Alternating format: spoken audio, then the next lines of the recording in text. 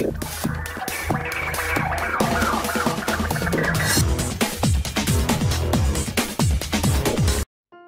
কাজটা করবা না, এই লোকটা তোমার ভালো চায় না, কিন্তু ওই যে লোভ, ও লোভের জন্য কাজ করতে গেছে, সেই আমি তার জন্য হয়তো বা ওর কাছ থেকে আমি সরে আসছি।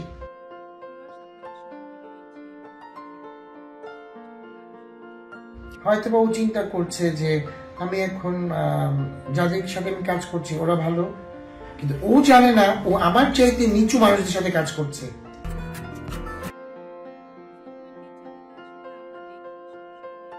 যে অপুর জন্য আজকে হয়তো আমি গৌতম সাহা হয়েছি, কারণ অপুকে নিয়ে আমার বেশি কাজ হয়েছে।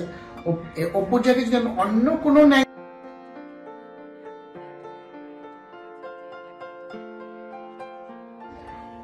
ও যদি কাজ করতো আমার চাইতে বড় মানুষের সাথে কাজ করলে আমি বুঝতাম যে তুই একটা বানিয়ে নি,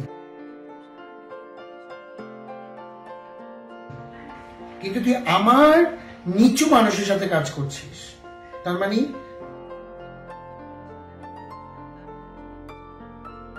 তুই নিজেকে কি বোঝাতে চাচ্ছিস আমি জানি না। আমি চাইবো যে ও ভালো থাকুক, যার সাথে কাজ করো।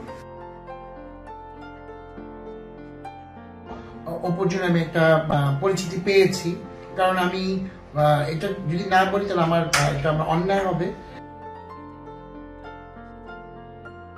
সবার তো সবকিছু ভালো লাগে না, অনেকের হয়তো এটাও ভালো লাগবে না, এটা খুব স্বাভাবিক। বাট আমি কাউকে স্যাটিসফাই করার জন্য কিছু করি না, আমার নিজের ইচ্ছাটাকে আমি অনেক বেশি প্রাধান্য দিই।